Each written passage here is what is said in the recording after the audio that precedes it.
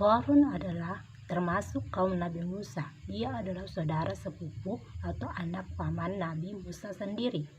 Kisahnya menjadi legenda karena Allah menganugerahkannya kepadanya harta yang banyak, tanahnya yang luas, ternaknya yang amat banyak, rumahnya seperti gedung yang megah, kuncin, gudangnya sangat banyak dan berat sehingga harus dipikul oleh beberapa orang yang kuat. Dan bahkan menurut suatu riwayat, kunci-kunci gudangnya harus dibawa oleh beberapa unta.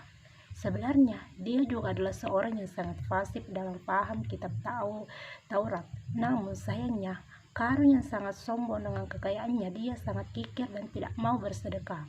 Dia bahkan kufur kepada Allah dan tidak mau membayar zakat.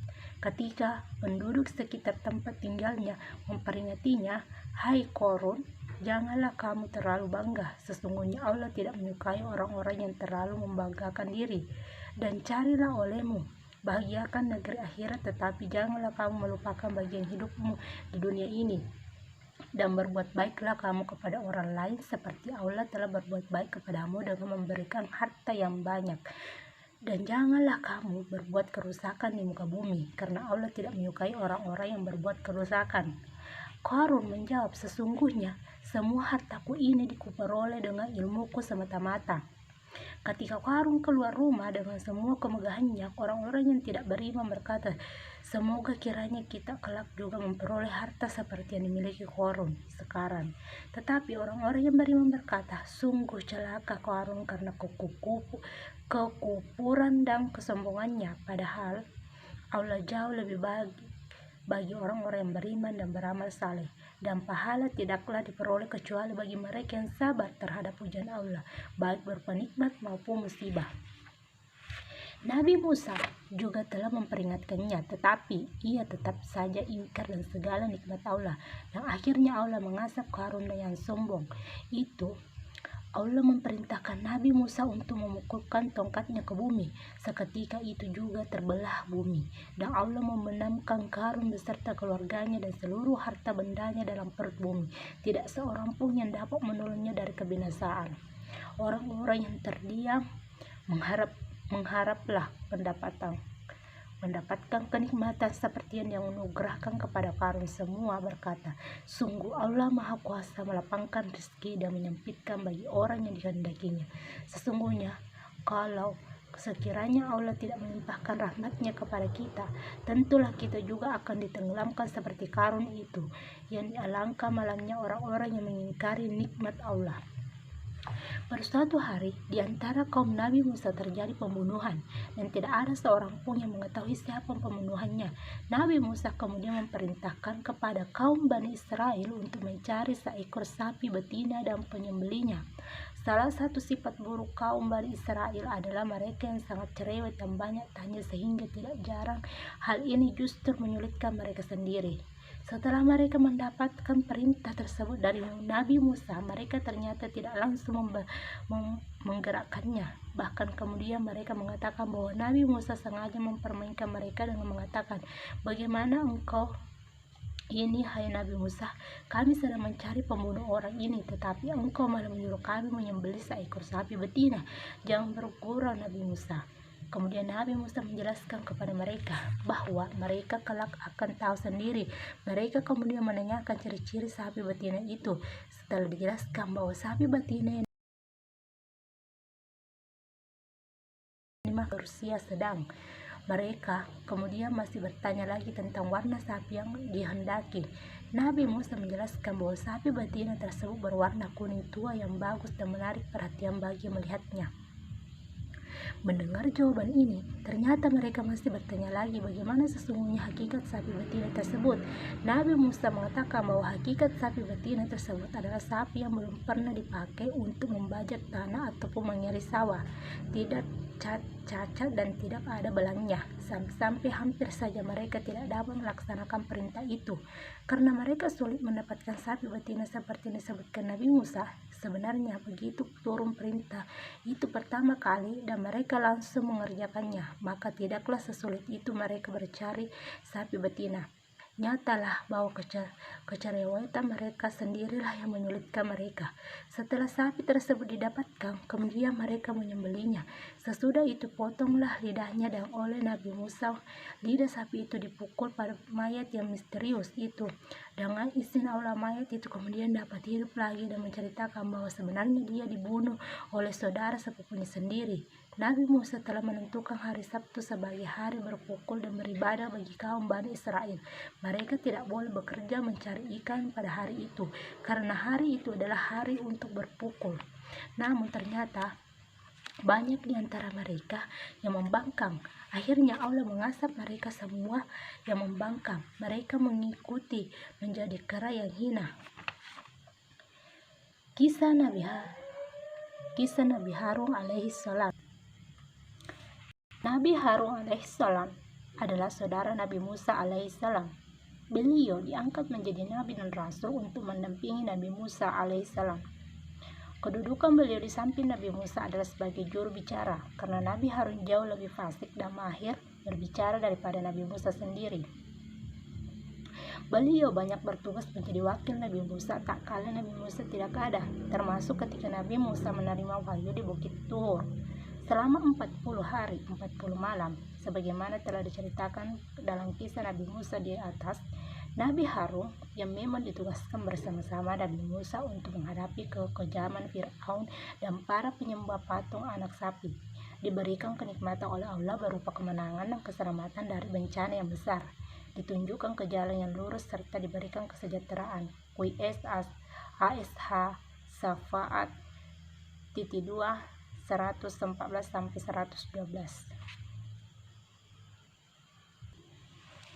Kisah Nabi Daud alaihissalam. Nabi Daud adalah putra Yasa. Beliau termasuk keturunan Nabi Ishak alaihissalam. Jadi beliau termasuk Nabi Bani Israel. Alkisah, sesudah Nabi Harun dan Nabi Musa wafat, kaum Bani Israel dipimpin oleh Yusha bin Nun. Beliau adalah salah satu murid kepercayaan Nabi Musa. Kepemimpinan Yusha bin Nun itu dapat menguasai tanah Palestina dan bertempat tinggal di istana. Namun, setelah Yusha bin Nun meninggal, mereka terpecah belah. Isi kitab Taurat pun telah mereka rubah dan ditambah-tambah. Mereka suka bersilah singkat dan berbeda pendapat, yang akhirnya menggoyahkan persatuan dan kesatuan mereka sendiri.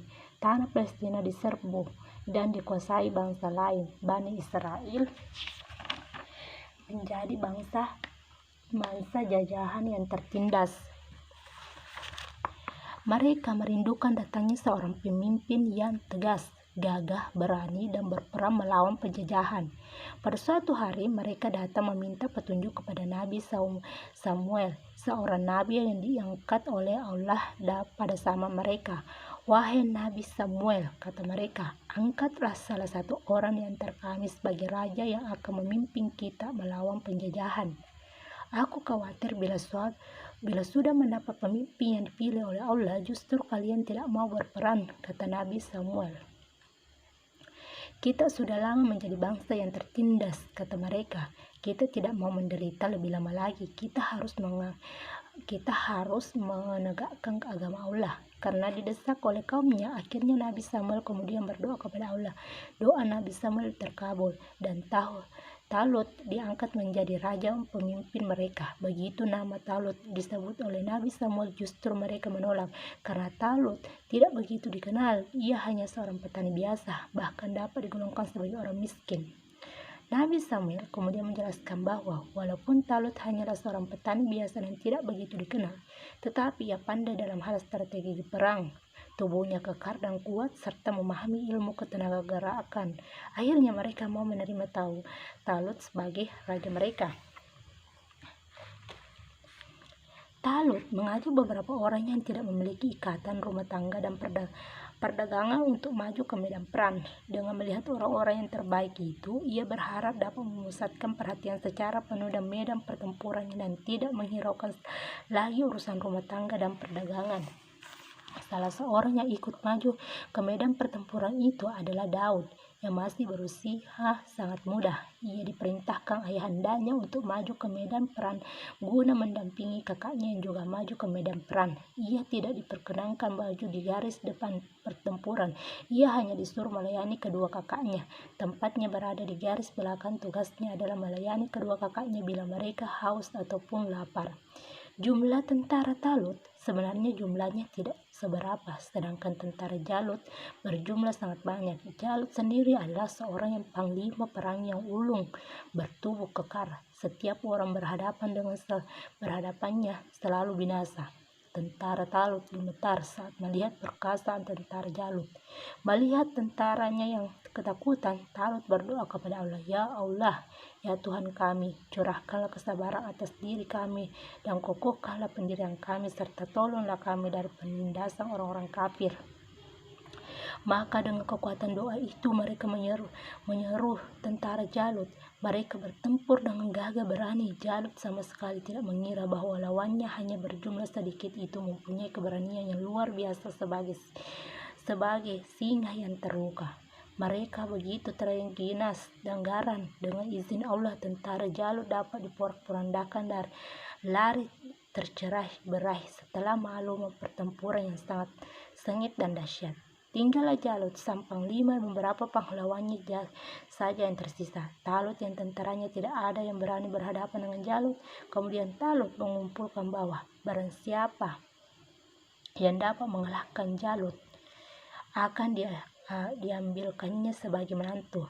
Tidak disangka Daud yang masih muda beliau itu tampil ke depan. Dia meminta izin kepada Talut untuk maju menghadapi Raja Jalut. Mula-mula Talut ragu, namun karena Daud bersikeras, akhirnya Talut mengizinkannya untuk menghadapi Jalut. Dari kejauhan tampak oleh Jalut sepanjang terjang Daud yang menentangnya. Jalut memang sombong. Ia berteriak keras mendatangkan orang-orang Israel untuk berperang tanding. Ia juga mengejek bangsa Israel bahwa mereka adalah bangsa pengecut, serta hinaan-hinaan lainnya yang menyakiti hati. Tiba-tiba Daud muncul di hadapan Jalut. Jalut tertawa lebar dan terbahak-bahak melihat seorang bocah yang muda belia berdiri menantang di hadapannya. Anak muda itu menantangnya untuk berduel. Jalut semakin berbahak ketika dilihat anak muda itu tidak membawa senjata dan hanya membawa sebuah ketapel yang sederhana. Duel dimulai. Berkali-kali Jalut melayangkan pedang besarnya ke arah Daud, namun dengan sigap dan cekatan Daud menghindari. Raja Jalut yang kalap semakin penasaran ketika berkali-kali ia mengalami kegagalan kebinasaan Daud. Akhirnya pada suatu ketika Daud mendapatkan suatu kesempatan yang baik. Daud ini tidak menyia-nyiakannya. Segera ia membidik ketapelnya dan tepat mengenai sasaran yang vital pada tubuh Jalut. Batu kecil peluru Daud yang mengenai mata Jalut.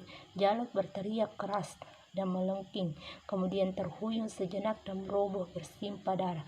Ia tewas dalam kondisi yang mengenaskan. Demikianlah akhirnya Talut memenuhi janjinya mengangkat Daud menjadi menantunya. Daud dijodohkan dengan putrinya yang bernama Milkiah. Di samping menjadi menantu Raja Talut, Daud yang juga diangkat menjadi penasihat raja. Ia dihormati semua orang, bahkan seolah rakyat lebih menghormati Daud daripada Raja Talut. Hal ini membuat Raja Talut iri hati. Ia berusaha mencelakakan Daud dengan berbagai cara. Daud yang ditugaskan ke medan pertempuran yang sulit. Daud ditugaskan membasmi musuh yang jauh lebih besar dan kuat. Namun justru Daud yang memenangkan pertempuran yang dengan gemilang dan kembali ke istana disambut luapan kegembiraan dan kekaguman segenap rakyat. Talut semakin iri hati dengan ketenaran dan populer Daud. Ia terus mencoba membunuh dan menyingkirkan Daud dengan berbagai macam cara, namun selalu menemukan kegagalan. Daud yang selalu dilindungi oleh Allah setelah Talut mati dan putri mahkota juga mati dalam menghadapi pertempuran melawan orang-orang yang beripak kepada Daud, maka Daud pun diangkat menjadi raja Bani Israel. Nabi Daud dianugerahi keistimewaan oleh Allah, yakni dapat menundukkan gunung-gunung supaya bertasbih memuji Allah bersama-sama Nabi Daud pada waktu pagi, sidin, dan malam hari.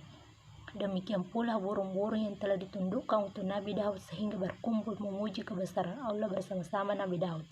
Nabi Daud membagi hari-harinya menjadi 4 bagian, yaitu untuk beribadah, menjadi hakim, memberikan pelajaran, dan untuk kepentingan pribadi.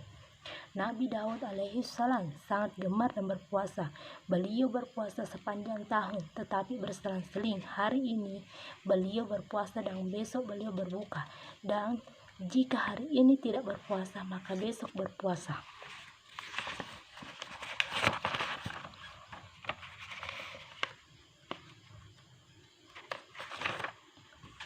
Nabi Daud adalah manusia pilihan dan menjadi suri teladan bagi umatnya. Karena itu, jika beliau melakukan kesalahan atau bermasalah, maka Allah segera memperingatinya. Nabi Daud mempunyai 99 istri, karena memang pada masa itu tidak ada pembatasan bagi seorang laki-laki untuk memiliki beberapa seorang istri, apalagi seorang raja. Nabi Daud ini menggenapkan istrinya menjadi 100 orang. Pada suatu hari datanglah 2 orang mengadu kepada Nabi Daud alaihi salam.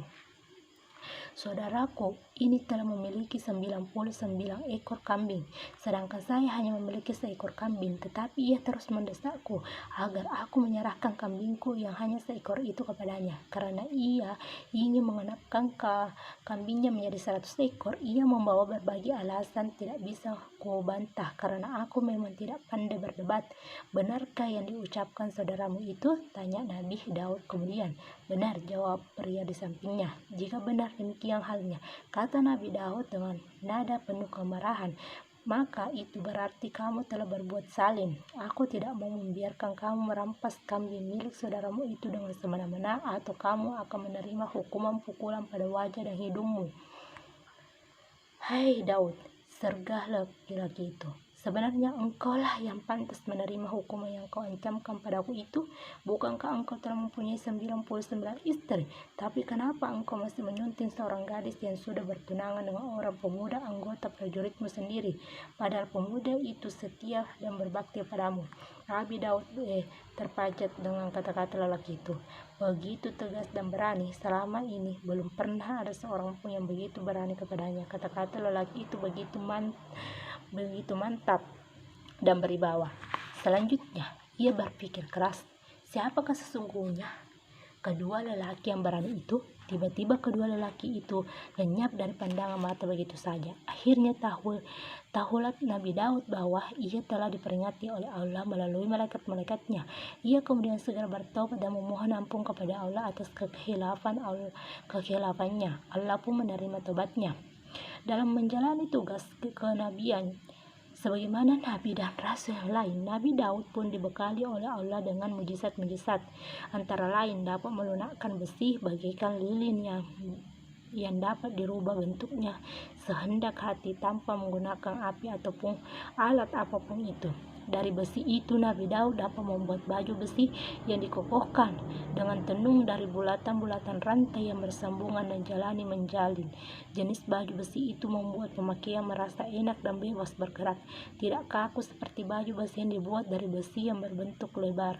Selain itu, Nabi Daud juga dikaruniai suara yang amat merdu, sehingga apabila beliau bertasbih maka burung-burung pun tertarik dan turut bertasbih pula bersama Nabi Daud alaihi salam. Sedangkan kitab yang diturunkan kepada beliau adalah kitab Zabur, berisikan pelajaran dan tuntutan serta pujian kepada Allah. Asal mula Batu Maqdis. Pada suatu hari berjangkitlah penyakit kolera di wilayah kerajaan yang dikuasai oleh Nabi Daud. Banyak rakyat yang mati dan karena penyakit ini. Nabi Daud kemudian berdoa kepada Allah agar segera mengangkat dan menghilangkan penyakit itu. Doa Nabi Daud terkabul, wabah penyakit tersebut kemudian hilang. Untuk menunjukkan rasa syukurnya, Nabi Daud kemudian mengangkat putranya untuk membangun sebuah tempat suci yang digunakan untuk beribadah, yaitu Baitul Maqdis. Putra beliau tersebut adalah Sulaiman, yang nantinya juga diangkat oleh Allah menjadi raja dan sekaligus rasul.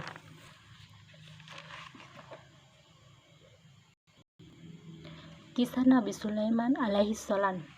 Nabi Sulaiman adalah putra Nabi Daud alaihissalam. Sejak Nabi Daud wafat, Nabi Sulaimanlah yang menggantikan sang ayahanda untuk memerintah kerajaan sekaligus menjadi nabi dan rasul pada masa itu. Semenjak berusia muda, Nabi Sulaiman telah menunjukkan kecerdasan dan kebijaksanaannya dalam bidang hukum dan pemerintah. Jika seorang tidak puas dengan menghadirkan Nabi Daud, maka mereka akan puasa dengan menghadirkan Nabi Sulaiman alaihissalam. Beberapa keistimewaan yang dikaruniai Allah kepada Nabi Sulaiman adalah bisa memahami binatang, menguasai bangsa jin dan setan. Semuanya tunduk kepada Nabi Sulaiman dan menjadi tentaranya. Selain itu, beliau juga menguasai angin, hujan, dan awan. Beliau juga dapat menjadikan angin sebagai kendaraan yang melaju dengan cepat. Perjalanan dari pagi hingga sore hari sama dengan perjalanan 1 bulan lamanya bagi orang biasa. Namun, Nabi Sulaiman tetap rendah hati dan sama sekali tidak menunjukkan kesombongan dan keangkuhannya. Pada suatu hari, Nabi Sulaiman bersama seluruh bala tentaranya melewati sebuah sarang semut di sebuah jalan di kota. Tiba-tiba Nabi Sulaiman mendengar Raja Semut berkata kepada rakyatnya, "Masuklah kalian ke dalam liang kalian masing-masing, karena sebentar lagi Nabi Sulaiman beserta bala tentaranya akan segera melalui jalan ini. Sebab jika kalian tidak masuk ke dalam liang, maka kalian akan terinjak oleh Nabi Sulaiman dan bala tentaranya." Sekejap saja seluruh semut di tempat itu masuk ke dalam liangnya masing-masing. Nabi Sulaiman yang mendengar pengucapan Raja Semut itu lalu tersenyum seraya berkata, "Ya Tuhanku, berikan aku ilham untuk tetap bersyukur nikmat-Mu yang telah Engkau berikan kepada aku dan kedua orang tuaku, dan untuk mengerjakan amal salih yang Engkau ridha. Dan masukkanlah aku dengan rahmat-Mu ke dalam golongan hamba-hamba-Mu yang salih."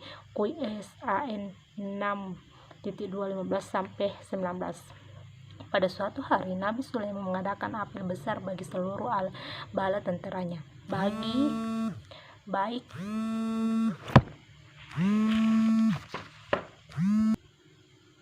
Pada suatu hari, Nabi Sulaiman mengadakan apel besar bagi seluruh bala tentaranya, baik dari golongan jin, setan, binatang, dan manusia. Semuanya diperintahkan untuk berkumpul menghadap Nabi Sulaiman.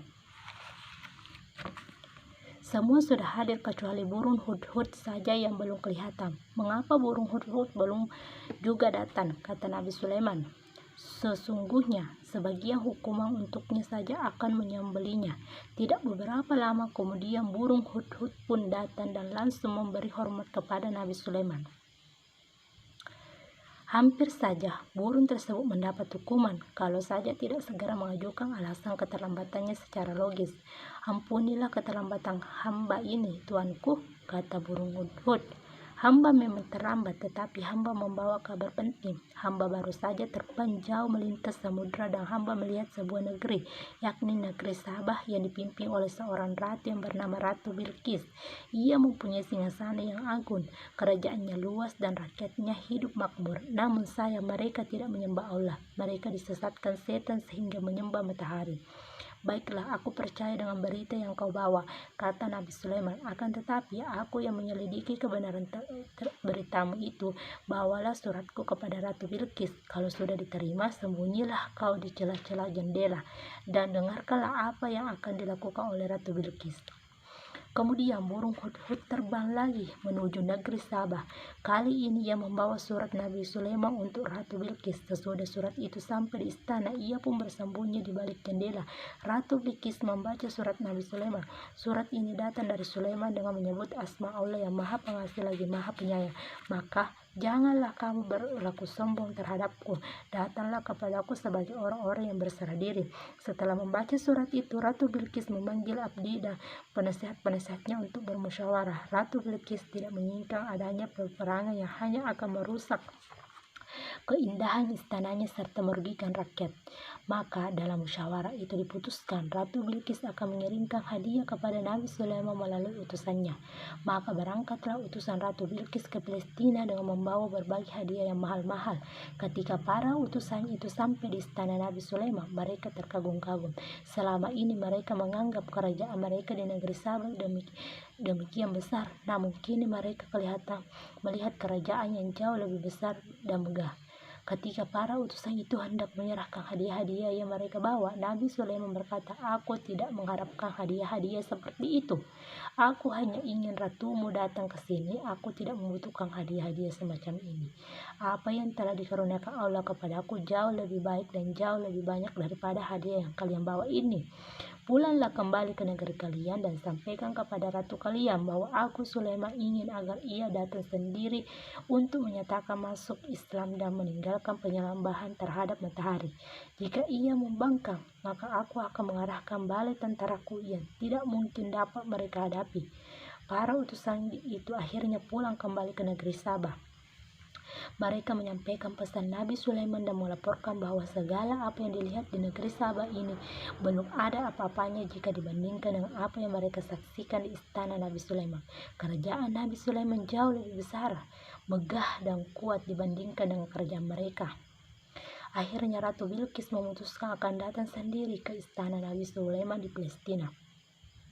Dengan iringan ribuan prajuritnya, Ratu Bilqis, penguasa negeri Sabah, Ratu Bilqis penguasa negeri Sabah datang memenuhi Nabi Sulaiman di Palestina. Sementara itu, Nabi Sulaiman yang berada di Palestina, yang telah mendengarkan kabar kedatangan Ratu Bilqis dari burung hudhud yang diutusnya, ingin memberikan kejutan buat sang ratu. Nabi Sulaiman mengumpulkan suatu pembantu-pembantu dekatnya lalu bertanya, "Siapakah di antara kalian yang mampu memindahkan singgasana Ratu Bilqis dari Sabah ke sini dengan cepat?" "Hamba tuanku," kata jin Ifrit. "Berapa lama sebelum tuanku berdiri dari tempat duduk tuanku?" jawab Ifrit. "Ada yang lebih cepat lagi?" tanya Nabi Sulaiman kemudian. Seorang alim dan ahli hikmah dari golongan manusia mengangkat tangannya. "Hamba tuanku," katanya. "Berapa lama sebelum tuanku mengedipkan mata?" jawab mantapnya. Seorang alim dan ahli hikmah tersebut yang bernama Asyib bin Barakiyah kemudian dengan kemampuannya memindahkan singgasana Ratu Bilqis dari Sabah ke Palestina hanya dalam satu kedipan mata. Begitu mereka sampai di Palestina, mereka benar-benar kagum dan takjub. Ratu Bilqis tidak habis pikir betapa megah dan besar kerajaan Nabi Sulaiman. Negeri mereka tidak ada artinya jika dibandingkan dengan kerajaan Nabi Sulaiman. Ratu Bilqis merasa sangat malu jika mengingat saat mengirimkan hadiah kepada Nabi Sulaiman untuk melunakkan hatinya, sehingga tidak menyerang negerinya. Ketika Ratu Bilqis memasuki istana Nabi Sulaiman, singgasananya telah mendahuluinya. Nabi Sulaiman berkata, "Seperti inikah singgasanamu?" "Ya, ini seperti singgasanaku. Sebenarnya kami telah mengetahui tentang kenabianmu dan kami menyatakan berserah diri," kata Ratu Bilqis sambil memeriksa singgasana tersebut. Akhirnya dia meyakini bahwa singgasana tersebut memang miliknya, walaupun telah berubah warnanya. Setelah Ratu Bilqis menyatakan untuk masuk Islam, Nabi Sulaiman tersenyum, lalu mempersilakan Ratu Bilqis untuk memasuki istananya. Ratu Bilqis yang melihat lantai istana Nabi Sulaiman berari dan banyak ikan yang berkeliaran segera mengangkat pakaian bawahnya hingga tampaklah betisnya. "Tidak usah diangkat, itu bukan air, melainkan kaca yang di bawahnya terdapat kolam ikan," kata Nabi Sulaiman kemudian. Rupanya ratu mengira akan diajak memasuki aliran sungai. Ternyata lantai istana Nabi Sulaiman terbuat dari kaca yang di bawahnya diisi dengan berbagai jenis ikan bagaikan akuarium raksasa. Ratu Bilqis semakin kagum melihat kebesaran dan keagungan dan kerajaan Nabi Sulaiman. Serta-merta ia bersujud dan menyatakan keimanannya kepada Allah. "Ya Tuhanku, sesungguhnya aku telah berbuat zalim kepada diriku sendiri dan aku berserah diri bersama Sulaiman kepada Allah, Tuhan penguasa semesta alam." Selanjutnya Ratu Bilqis masuk agama Islam dan suka rela bersama seluruh rakyatnya. Kemudian Nabi Sulaiman menikah dengan Ratu Bilqis. Nabi Sulaiman merasa sangat kaya dengan rezeki yang dikaruniai Allah kepadanya. Untuk menunjukkan rasa syukurnya kepada Allah, pada suatu hari Nabi Sulaiman meminta izin kepada Allah untuk memberi makan seluruh makhluk di negerinya sehari saja. Allah mengizinkannya. Selanjutnya Nabi Sulaiman bersama balai tentara mulia menyiapkan hidangan yang luar biasa banyaknya, sebab hari itu Nabi Sulaiman akan menanggung makan seluruh makhluk di negeri itu. Setelah semua siap, Mulailah Nabi Sulaiman memanggil satu persatu makhluk. Dari makhluk yang menghuni air, yakni bangsa ikan, seekor ikan raksasa datang dan langsung memakan habis seluruh hidangan yang disediakan Nabi Sulaiman bersama balai tentaranya. Melihat kenyataan itu, Nabi Sulaiman segera bersujud dan berkata, "Maha kaya Allah, wahai Allah Tuhan kami, betapa Engkau mampu memberikan makan untuk seluruh makhluk di dunia ini, padahal aku hanya mampu memberi makan satu makhlukmu saja." Nabi Sulaiman yang menikahi Ratu Bilqis hidup bahagia sampai akhir hayatnya. Tidak ada seorang pun yang mengetahui secara pasti akan Nabi Sulaiman meninggal dunia, bahkan termasuk balai tentaranya sendiri, baik itu dari golongan jin dan manusia. Menurut suatu riwayat, beliau wafat pada saat pengawasan balai tentaranya yang terdiri dari bangsa jin dan manusia saat sedang bekerja membangun sebuah istana. Nabi Sulaiman berdiri dan bersandar pada tongkatnya. Tidak satu pun dari balai tentaranya yang berani menoleh ke arah Nabi Sulaiman berdiri. Nabi Sulaiman tetap tidak bergerak Nabi tempat berdirinya, bahkan setelah istananya selesai pun beliau tetap berdiri tegak di tempat semula. Beberapa tahun setelah istananya selesai, Nabi Sulaiman masih berdiri di tempatnya. Orang-orang baru menyadari bahwa Nabi Sulaiman telah wafat ketika jatuh tersungkur karena tongkat yang digunakan itu bersandar rapuh dan ambruk sebab dimakan rayap.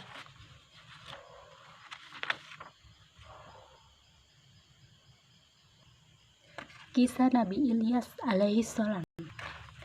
Nabi Ilyas alaihissalam adalah putra Yasin bin Finhas. Beliau termasuk keturunan keempat dari Nabi Harun alaihissalam.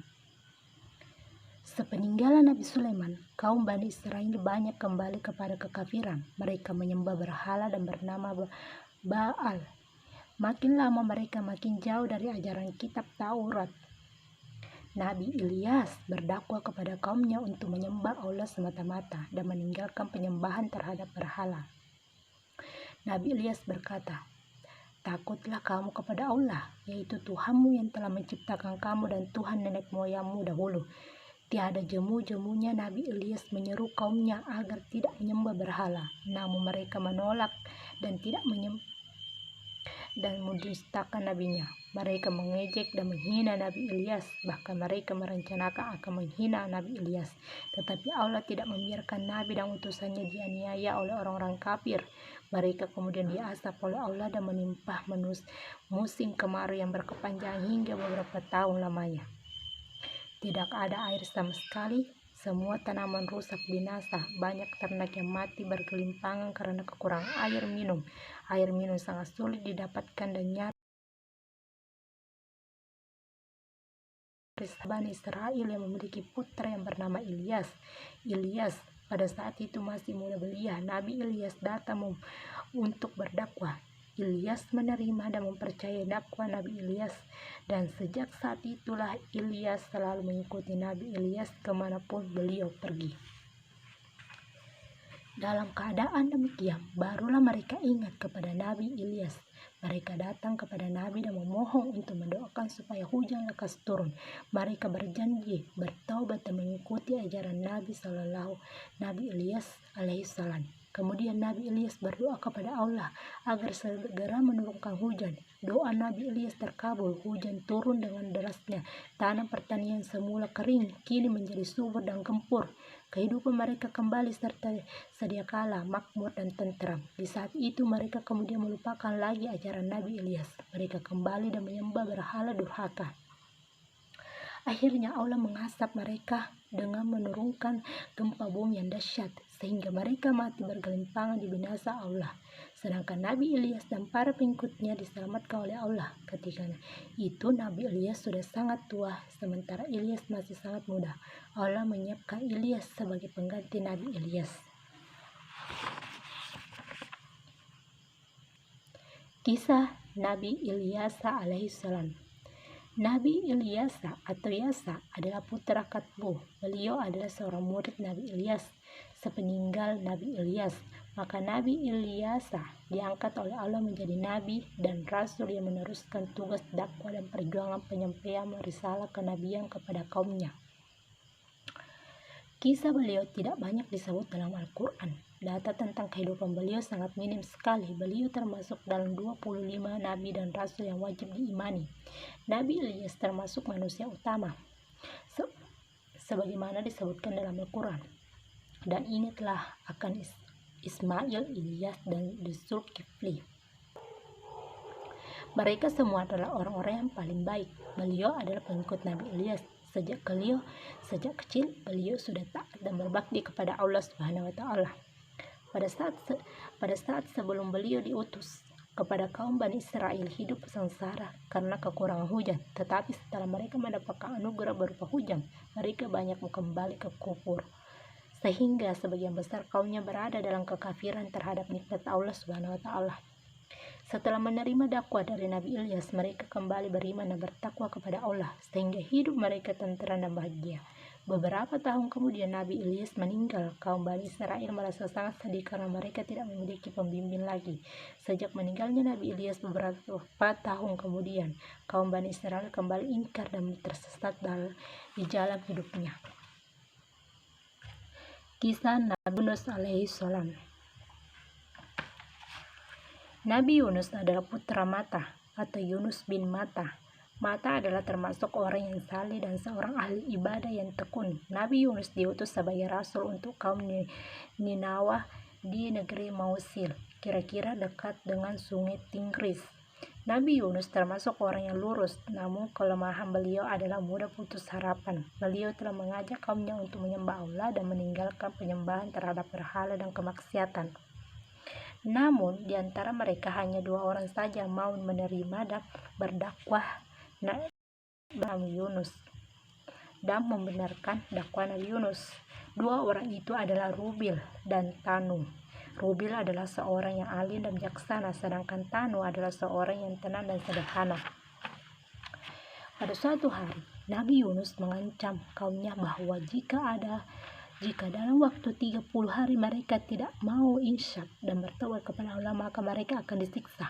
Allah yang mencela batas waktu 30 hari tersebut dan supaya ditambah 10 hari lagi menjadi 40 hari. Dengan demikian datanglah azab Allah adalah 40 hari lagi. Tetapi kaumnya tidak menggubris. Bahkan mereka menuduh penambahan 10 hari itu justru menunjukkan kebohongan Nabi Yunus.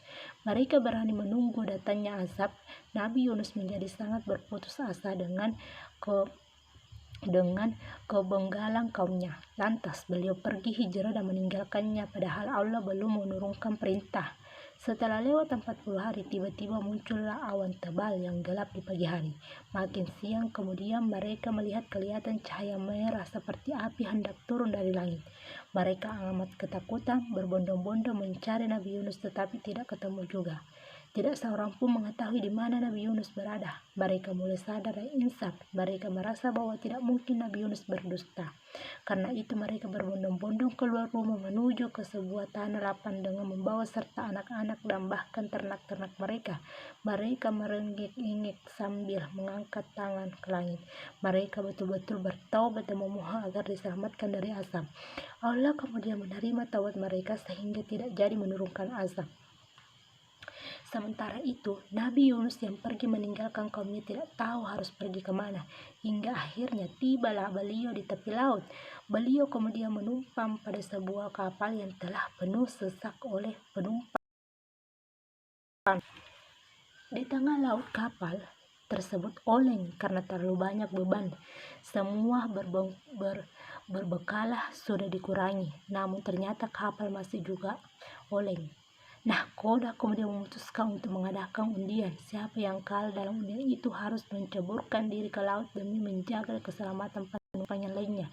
Dalam undian tersebut, Nabi Yunus termasuk kalah sehingga tidak dapat ditolak lagi. Nabi Yunus harus menceburkan diri ke laut. Allah tidak menghendaki Rasulnya binasa dengan sia-sia. Lalu seekor ikan paus raksasa diperintah untuk menelan Nabi Yunus. Dalam kegelapan perut ikan paus itulah Nabi Yunus menyadari kesalahannya dan telah meninggalkan kaumnya.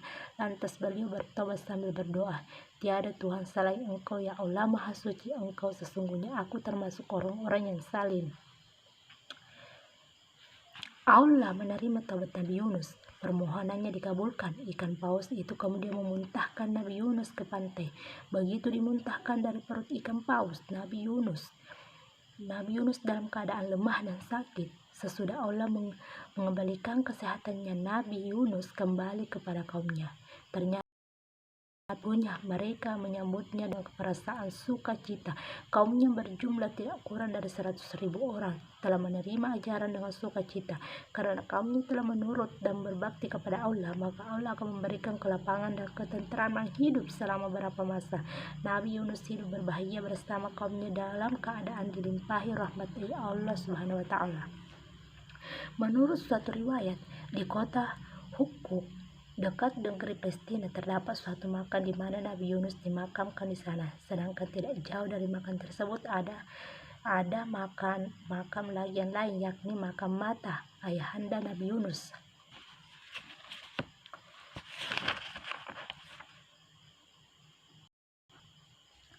Kisah Nabi Zakaria alaihi salam.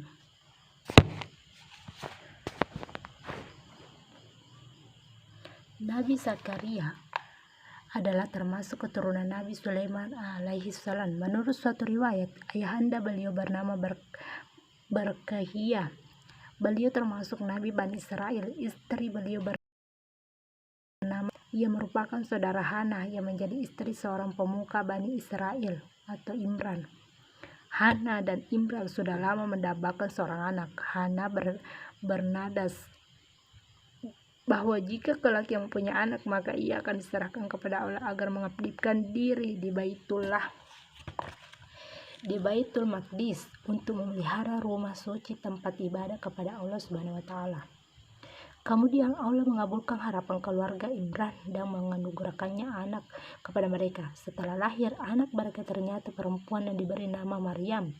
Hana memohon kepada Allah agar anaknya dijauhkan dari godaan setan yang terkutuk. Keluarga Imran adalah keluarga terpandang dari kaum Bani Israel. Tak kala Maryam masih kecil, Imran sudah meninggal, padahal Maryam masih memerlukan kasih sayang dan pemeliharaan seorang ayah. Apalagi nantinya Maryam akan diserahkan ke Baitul Maqdis. Oleh karena itulah, kemudian keluarga Imran mengadakan undian untuk menentukan siapa yang nantinya akan memelihara Maryam. Undian itu jatuh pada Nabi Zakaria. Sehingga kini Maryam masih kecil itu berada dalam pengawasan dan pengasuhan Nabi Zakaria.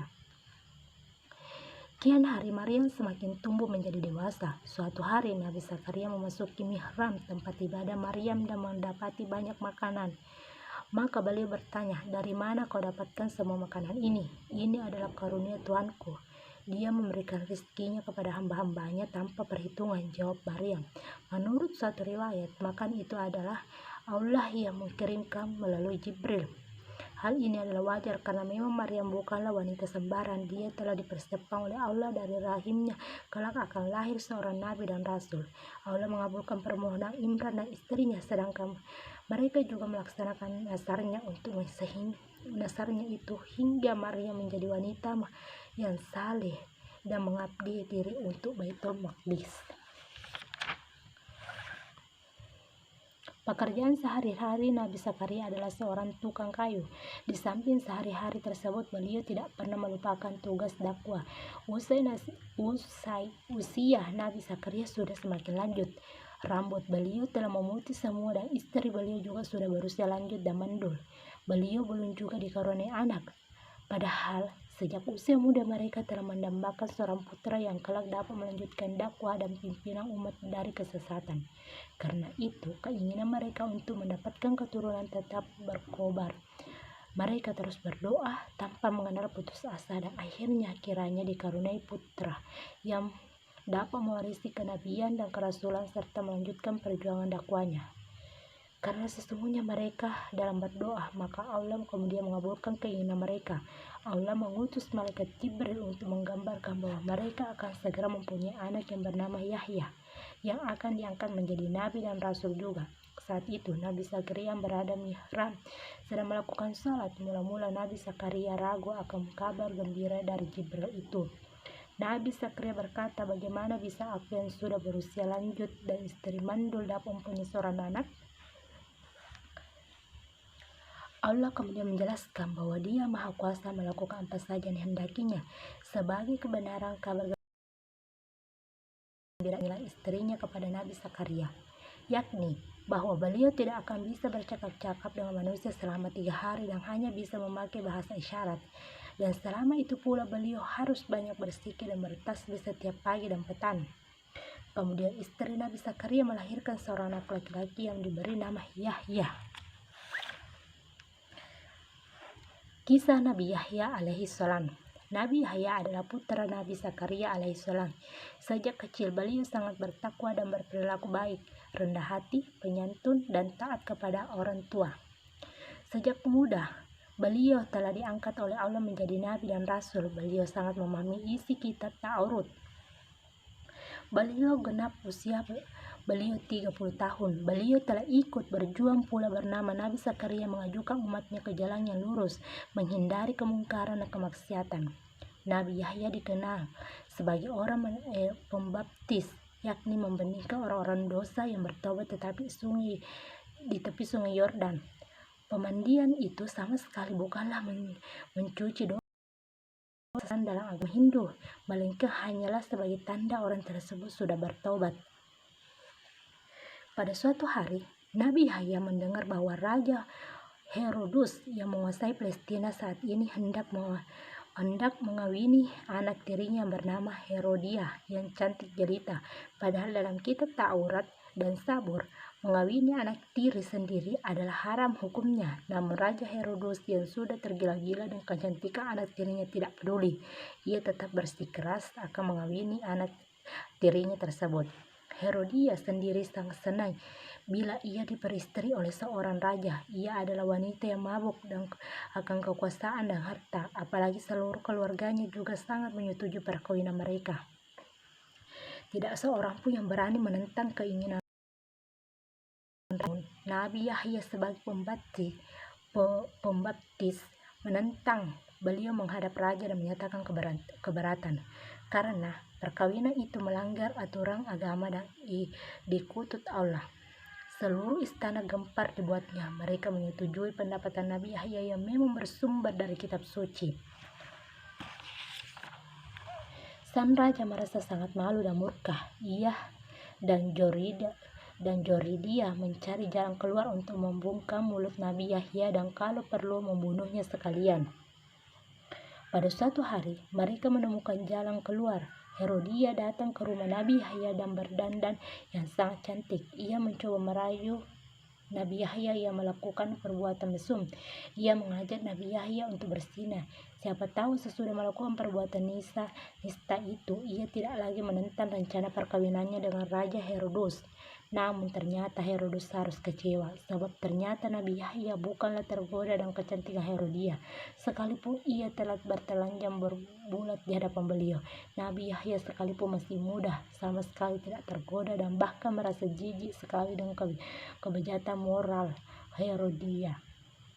Nabi Yahya mengusir Herodia dari rumahnya dengan suara yang keras dan menggelegar seperti petir yang menyambar dan telinga Herodia. Herodia merasa sangat malu dan terhina, karenanya ia sangat menendam kepada Nabi Yahya. Sekembalinya dari rumah Nabi Yahya, Herodia langsung menghadap sang raja. Ia mengatakan bahwa Nabi Yahya telah menghinanya dan ia juga mengatakan bahwa sesungguhnya Nabi Yahya tidak menyetujui perkawinan mereka karena Nabi Yahya sendiri ingin mengawini dirinya. Bahkan tadinya Nabi Yahya berusaha untuk memperkosanya. Tentu saja Sultan Herodia itu tajam dan membakar amarah Raja Herodus. Ia segera memerintahkan para prajuritnya untuk menangkap Nabi Yahya dan akhirnya para prajurit itu memenggal kepala Nabi Yahya. Beliau pun wafat sebagai syahid dalam rangka menunaikan tugasnya kerasulannya. Innalillahi wa inna ilaihi raji'un. Beliau pulang dan keharibannya dalam kondisi yang memperhatikan. Sungguh zalim kaum Bani Israel yang sangat keterlaluan. Kedurhakaan mereka telah melampaui batas. Mereka telah membunuh Nabi mereka tanpa alasan yang benar. Sesudah Nabi Yahya sang pembaptis telah tiada, perhatikan orang-orang yang beriman beralih kepada Nabi Zakaria. Mereka meminta kepada Nabi Zakaria. Nabi Zakaria tetap teguh mengajak ajaran kitab Taurat. Perkawinan ayah dan anak tirinya adalah haram, dilarang. Herodes sangat marah dan memerintahkan prajuritnya untuk memburu Nabi Zakaria alaihissalam. Segenap rakyatnya melindungi rasul yang sudah berusia lanjut itu. Pada suatu hari Nabi Zakaria bersembunyi di hutan. Tiba-tiba prajurit Herodes yang dibantu tentara Romawi mengepungnya. Nabi Zakaria melihat ada sebuah pohon besar. Beliau memohon kepada Allah agar diizinkan masuk dalam pohon itu. Allah berkenan melindungi utusannya. Pohon yang besar itu membelah dan Nabi Zakaria masuk ke dalamnya. Begitu Nabi Zakaria masuk, pohon tersebut menutupi kembali sehingga para prajurit Herodes tidak menemukan Nabi Zakaria. Iblis datang menyambar sebagai manusia dan memberitahu kepada para prajurit.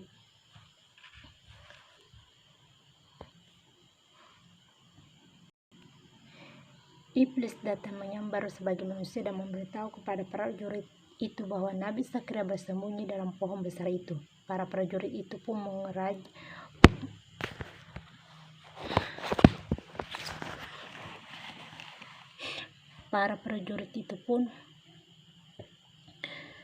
mengeraji pohon tersebut menjadi 3 bagian. Dari bekas potongan pohon itu keluar darah.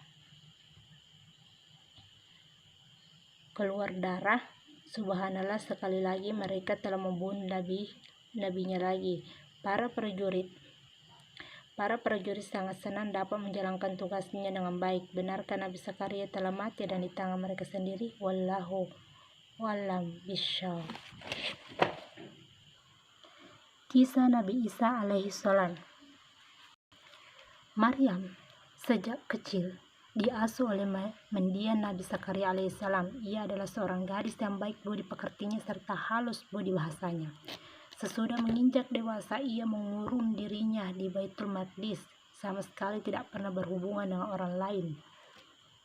Pada suatu hari Nabi Zakaria alaihissalam menengok Maryam di tempatnya. Beliau terkejut melihat banyak sekali makanan yang terdiri dari beraneka macam buah-buahan berada di kamar Maryam. Maryam menjelaskan bahwa itu semua adalah karunia Allah Subhanahu wa Ta'ala.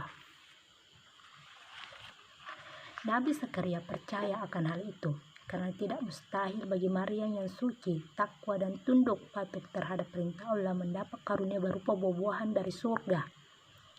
Pada suatu hari Maryam didatangi oleh malaikat Jibril yang mengabarkan bahwa Maryam akan segera mengandung dan melahirkan anak laki-laki yang nantinya akan diangkat oleh Allah menjadi seorang nabi dan rasul. Maryam heran bagaimana mungkin ia yang masih gadis belum tersentuh oleh siapapun, baik dari laki maupun jin, dapat mengandung dan melahirkan anak. Jika Allah menghendaki sesuatu, maka cukup baginya mengatakan kun, jadi, maka segala kehendaknya dapat seketika. QS Maryam 16-21,36. Ternyata benar, tidak berapa lama kemudian Maria pun hamil.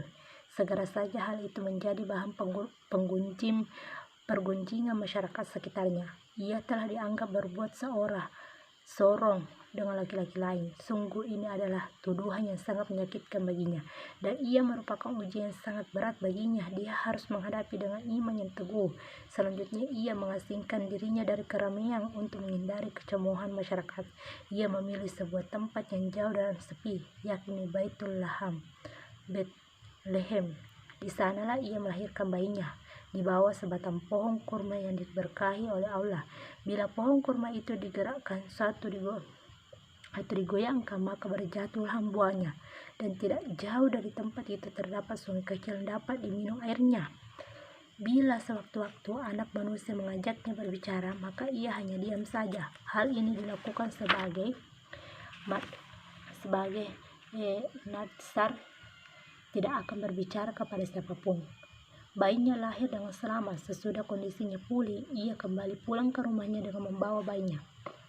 Berbagai pendapat dan tuduhan keji ditujukan kepada Maryam. Bagaimana mungkin seorang gadis yang tekun beribadah dan mempunyai seorang anak tanpa bapak? Semua orang yang dijumpainya di sepanjang jalan selalu mencercah dan mencemoohnya. Dia sama sekali tidak berbicara sepatah kata pun, sampai pada suatu saat ketika ada yang bertanya tentang kelahiran anaknya, ia hanya memberi isyarat dengan menunjukkan bayi yang ada di dalam gendongannya, seolah ia berkata kepada mereka, ditanyakan pada bayi ini sendiri. Hanya dengan cara itulah Maria menjawab pertanyaan orang-orang di sekelilingnya. Walaupun merasa ragu dan menganggap Maryam tidak waras, mereka pun akhirnya bertanya juga kepada bayi yang ada di pelukan Maryam. Tidak disangka, dengan izin Allah bayi Maryam itu dapat menjawab pertanyaan orang-orang di sekelilingnya ibundanya.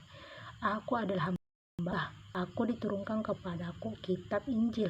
Allah telah memilihku untuk menjadi seorang nabi, menjadikanku orang yang akan mendatangkan berkah dan mengajarkan kebaikan, memerintahkanku untuk mendirikan salat dan membayar zakat selama hidupku. Berbuat baik kepada orang tuaku, aku tidak sombong pada orang lain dan tidak mentenggelamkan dalam kemaksiatan. Allah memberiku keselamatan pada hari lahirku dan kematianku dan juga pada hari kebangkitan di hari kiamat. Dengan demikian, yakinlah mereka kini bahwa Maria adalah benar-benar gadis yang suci dan tidak ternoda serta bersih dari segala macam tuduhan yang mereka tudingkan selama ini. Setelah berbicara seperti di atas, ia tidak bisa berbicara lagi dan hanya bisa menangis seperti bayi-bayi pada umumnya. Sejak kecil, Isa sudah menampakkan dirinya sebagai manusia yang istimewa. Kecerdasannya luar biasa. Allah mengajarkannya kitab Taurat dan Injil. Pada suatu hari, ketika Maria mengajak Isa bersama anak pamannya, yakni Yusuf an Najar, pergi ke Mesir, mereka kemudian bermukim di sana selama 12 tahun. Setelah Herodes, raja negeri Syam atau Palestina meninggal, maka Maryam, Isa dan Yusuf an Najar kembali dan orang-orang lainnya ke negeri Syam. Kemudian mereka menempati desa yang bernama an Nasirah. Pada usia 30 tahun ia diangkat menjadi nabi dan rasul dan diangkat ia menjadi rasul. Maka mulailah ia menyiarkan agama Nasrani yang disyariatkan kepada Ian dan kaumnya. Beliau menyeru kepada kaum Yahudi dan orang-orang Israel untuk kembali ke jalan Allah, menyadari mereka dari kesesatan yang dalam setelah mereka berubah isi kitab Taurat peninggalan Nabi Musa. Salah satu ajaran dibawa oleh Nabi Isa adalah kabar tentang adanya Nabi sesudah beliau, yakni Nabi yang diutus di akhir zaman nanti, yaitu Ahmad atau Muhammad.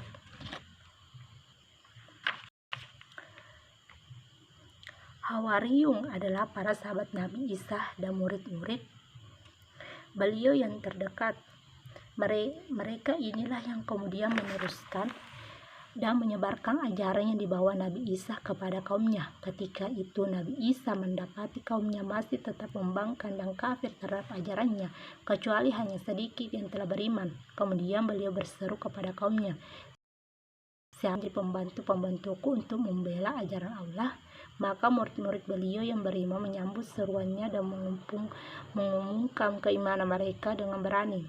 Padahal mereka hanya sedikit. Mereka itu lah yang kemudian dikenakan dengan nama Hawariyun. Kedatangan Nabi Isa dengan ajaran agama Nasrani yang masih bersih dan benar telah membuat tokoh-tokoh agama di kelang rahib Bani Israel terancam kedudukannya. Mereka kemudian meminta bukti kebenaran beliau sebagai utusan Allah Subhanahu wa Ta'ala. Allah memperkuat kedudukan Nabi Isa sebagai rasulnya dengan memberikan mukjizat kepada beliau, di antaranya 1. Nabi Isa dapat membuat mainan burung dari tanah liat dan setelah ditiup burung itu dapat hidup dan terbang di atas izin Allah. 2. Bisa menyembuhkan orang yang buta atas izin Allah. 3. Dapat menyembuhkan orang yang sakit leper atau kusta dengan izin Allah. 4. Bisa menghidupkan orang yang sudah mati atas izin Allah. 5. Dapat menceritakan jenis makanan yang dimakan oleh sebuah keluarga dan juga makanan yang mereka simpan. 6. Dapat menurunkan hidangan dari langit ketika kaumnya meminta hidangan dari surga.